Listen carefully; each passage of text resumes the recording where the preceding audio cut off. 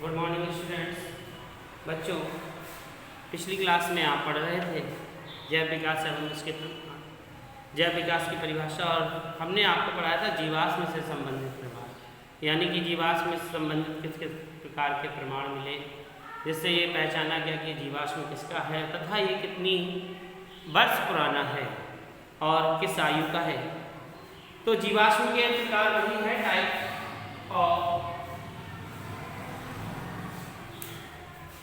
Fossils. तो लिख लीजिए टाइप्स ऑफ फॉसिल्स।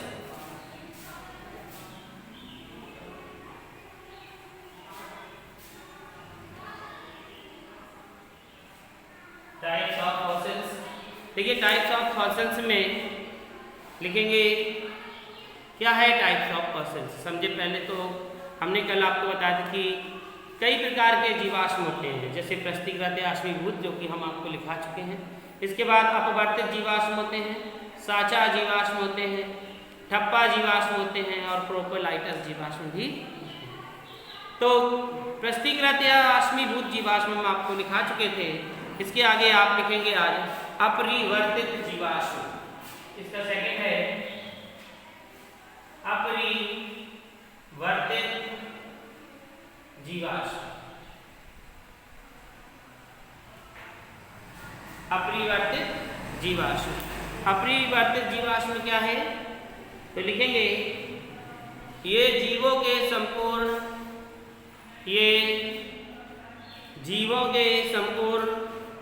शरीर होते हैं। ये जीवों के संपूर्ण शरीर होते हैं।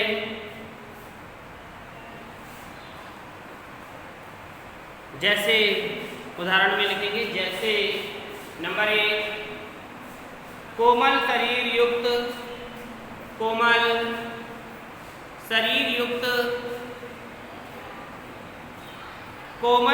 युक्त कीट मकड़ियाँ,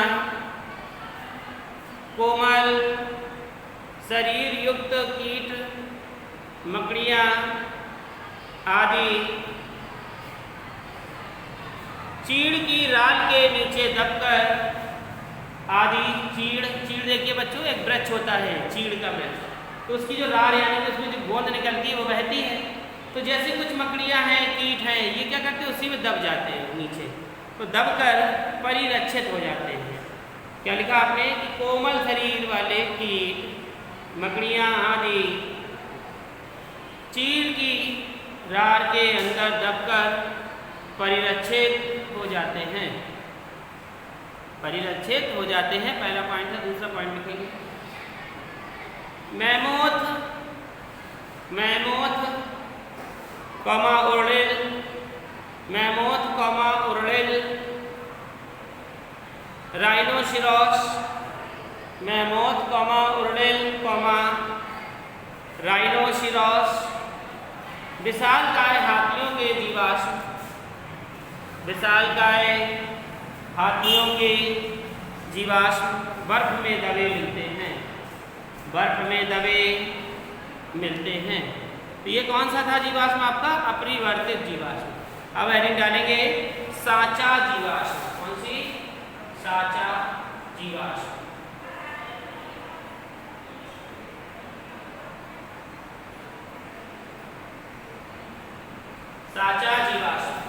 साचा जीवाश्म क्या है? यह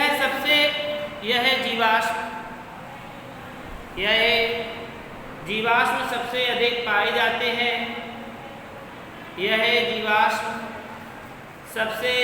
पाए जाते हैं। इनमें मूल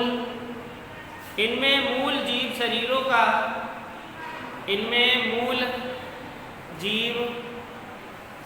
का कोई भी भाग परिरक्षित नहीं होता,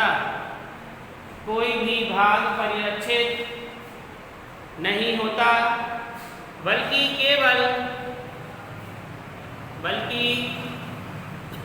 केवल उनकी आकृति आदि के साँचे होते हैं। आकृति आदि के साँचे होते हैं। कभी कभी कभी कभी साँचे में मूल जीव शरीर के स्थान पर, कभी कभी साँचे में मूल जीव शरीर के स्थान पर, मूल जीव शरीर के स्थान पर खनिज पदार्थों से बना, खनिज पदार्थों से बना काष्ठ भी मिल जाता है। खनिज पदार्थों से बना काष्ठ भी मिल जाता है। तो बच्चों आपने यहाँ पर देखा, सुना, समझा कि क्या है कि यह सबसे अधिक पाए जाते हैं। कौन से? साँचा जीवाश्म। साँचा आप जानते हो कि जैसे कोई मूर्ति बनानी है, किसी का आकार बनाना है, तो उसके लिए हम एक साँचा यानी कि एक फ्रेम लेते हैं और साँचा बना देते हैं। और जैसे ये मान लीजिए ये है और हमें ऐसे ही एक संरचना बनानी है, तो ये हमारा क्या करेगा? साँचे का कार्य करेगा। इसके अंदर आपने देखा वो कुम्हारों के पास मूर्ति बनाने के साँचे होते हैं, वे मिट्टी को अंदर धरते हैं, ऊपर से साँचा बंद कर देते हैं, फिर उससे साँचे को खोल देते हैं, तो जो उसमें बनावट होती है उसमें छिप के आ जाती है। इसी प्रकार से यानी कि सबसे अधिक जो पाया जाता है वो साँचा जीवाश्म पाया जाता है।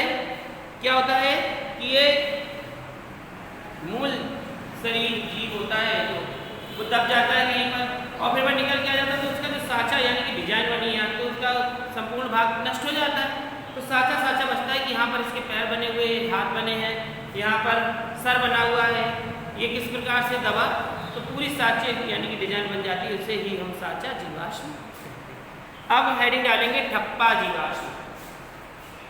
ठप्पा जीवाश्म।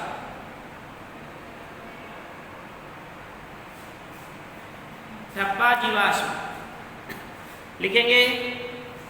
ये साँचे जैसे ही जीवाश्म होते हैं, ये साँचे जैसे ही जीवाश्म होते हैं। इनमें चट्टानों पर अतिकालीन, इनमें चट्टानों पर अतिकालीन जीवों की छाप, अतिकालीन जीवों की छाप होती है, अतिकालीन जीवों की छाप होती है। इसमें विलुप्त पक्षियों के पंख, विलुप्त का मतलब है जो अब नहीं है, यानी कि जो खो चुके हैं और उनको हमने पहचाना कि ऐसे होते थे। जैसे बच्चों आप जानते हैं कि आज डायनासोर नहीं है, लेकिन डायनासोर को हमने कैसे पहचाना? उनके ठप्पों के आधार पर, उनके जीवाश्मों के आधार पर पहचाना कि प्राचीन काल में इस तरीके के जानवर हुआ करते थे। तो क्या लिखा आपने? इनमें ये साँचे जैसे ही जीवाश्म होते हैं, इनमें चट्टानों पर अतिकालीन, इनमें चट्टानों पर अतिकालीन जीवों की छाप होती है, अतिकालीन जीवों की छाप होती है तथा विलुप्त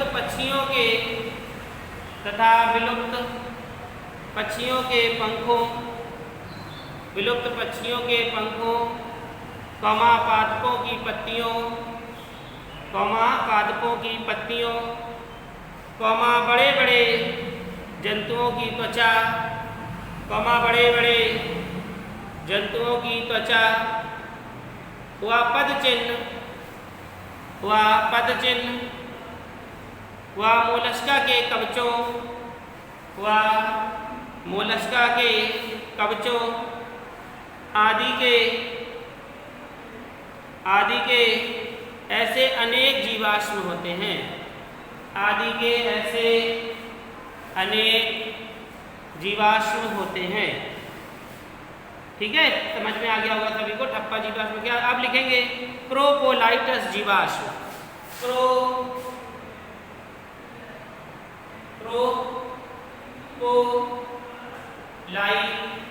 प्रोपोलाइटस जीवाश्म, प्रोपोलाइटस जीवाश्म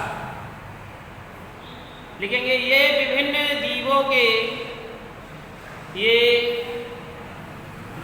जीवों के उत्सर्जी पदार्थों के जीवाश्म होते हैं। ये विभिन्न जीवों के उत्सर्जी पदार्थों के जीवाश्म होते हैं। इनका जीवाश्मीकरण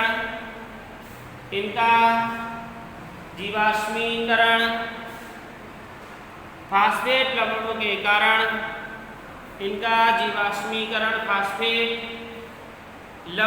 कारण होता है।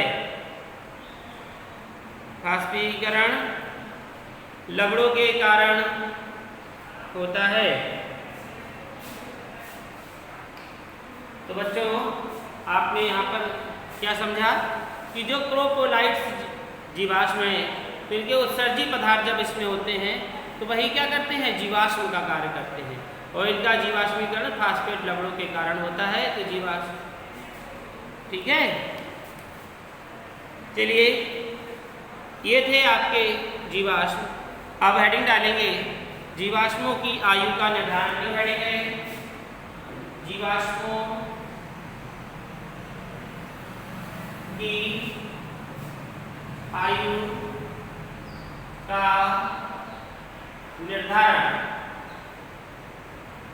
जीवाश्मों की आयु का निर्धारण। जीवाश्मों की आयु का निर्धारण किस प्रकार से हम करेंगे? तो देखिए, जीवाश्मों की आयु का निर्धारण क्या है, यानी कि यह जीवाश्म कब का है, कितना पुराना है, कितने दिनों से यह पत्थरों के नीचे दबा है, कितने वर्षों के नीचे है, इसकी आयु कैसे ज्ञात करनी है, तो ये जीवाश्मों के द्वारा हम प्राप्त कर लेते हैं। तो चलिए बच्चों, इसमें लिखेंगे कि जीवाश्मों की आयु के निर्धारण के लिए जीवाश्मों की आयु के निर्धारण के लिए जीवाश्मों की आयु के निर्धारण के लिए सर्वप्रथम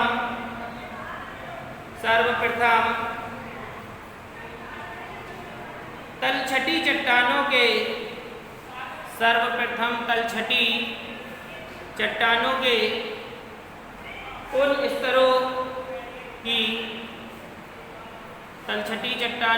उन स्तरों की आयु का निर्धारण किया जाता है जिनमें जीवाश्म पाए जाते हैं।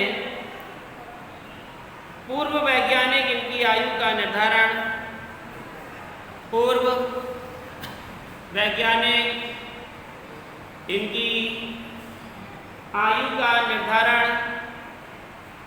स्तरों की मोटाई के आधार पर करते हैं।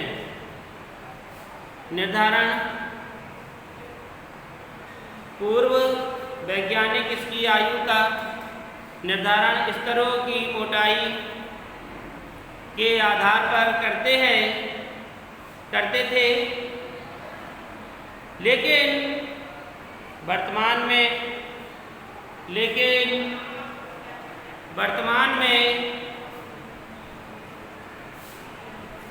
वैज्ञानिक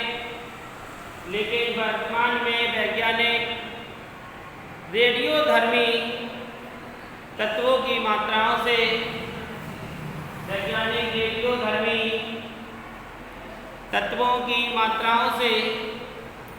इन स्तरों की आयु का निर्धारण करते हैं।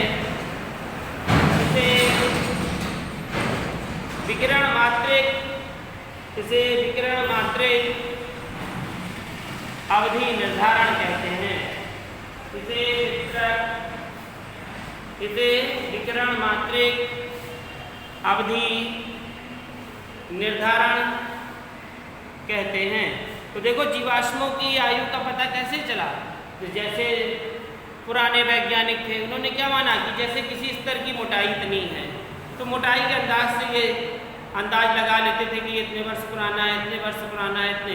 लेकिन जो आजकल के वैज्ञानिक हैं, उन्होंने रेडियोधर्मी जो तत्व होते हैं उनके द्वारा उनकी आयु का पता लगाया, चाहे मोटाई उनकी पतली हो या कम हो या ज़्यादा हो, लेकिन वह रेडियोधर्मी तत्वों के द्वारा उनका क्या कर रहे थे, आयु का पता लगा रहे थे। अगली लाइन से लिखेंगे बच्चों, जीवाश्मों की आयु का निर्धारण, जीवाश्मों की आयु का निर्धारण निम्न विधियों के द्वारा किया जाता है। निर्धारण निम्न विधियों के द्वारा किया जाता है।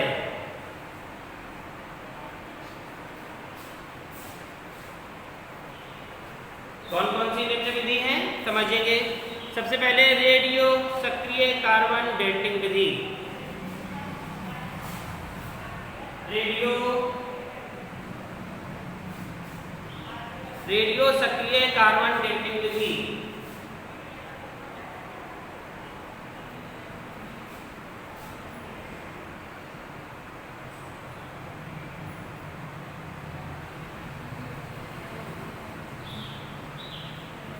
रेडियो सक्रिय कार्बन सक्रिय विधि या कार्बन डेटिंग विधि से हम इसे कह सकते हैं।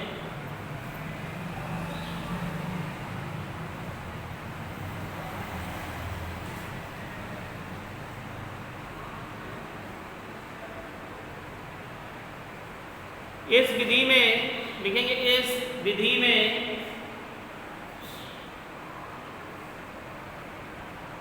जीवाश्म में रेडियोधर्मी कार्बन की मात्रा को, इस विधि में जीवाश्म में रेडियोधर्मी कार्बन की मात्रा को मापकर, कार्बन की मात्रा को मापकर उसकी आयु का पता लगाया जाता है। मापकर उसकी आयु का पता लगाया जाता है। तो ये कौन सी थी, रेडियो सक्रिय। दूसरी लिखेंगे यूरेनियम सीसा विधि, दूसरी है यूरेनियम सीसा विधि। ये लिखेंगे यूरेनियम सीसा विधि। सेकंड इसमें लिखेंगे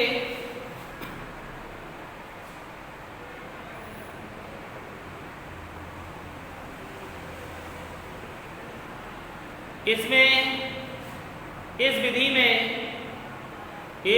में चट्टान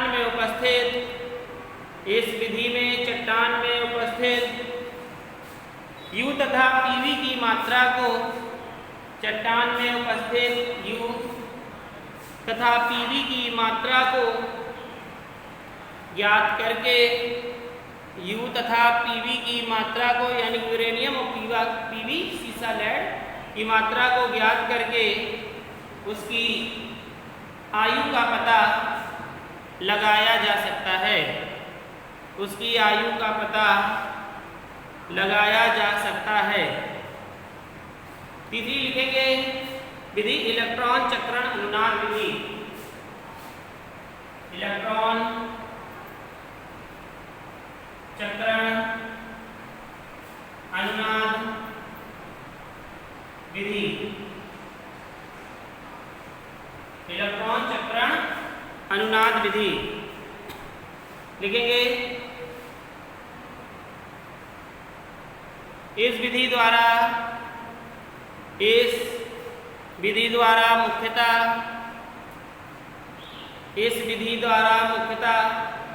चूने के पत्थर में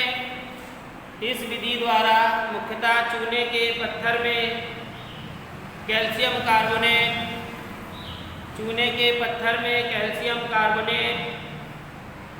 कोरल जीवाश्मों के दांत,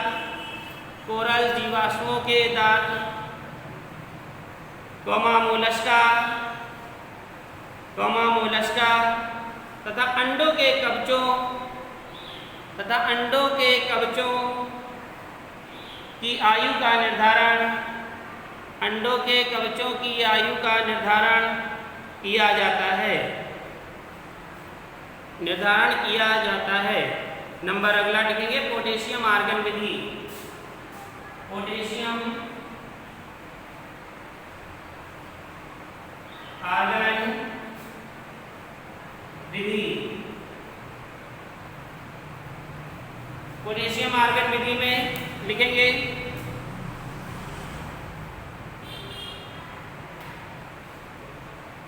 इस विधि में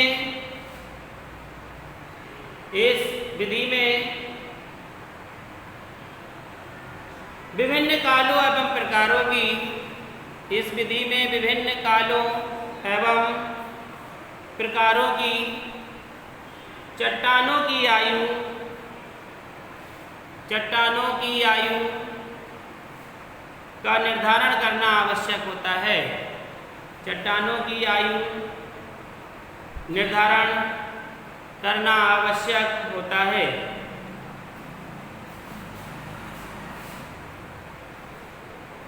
तो ये थे आपके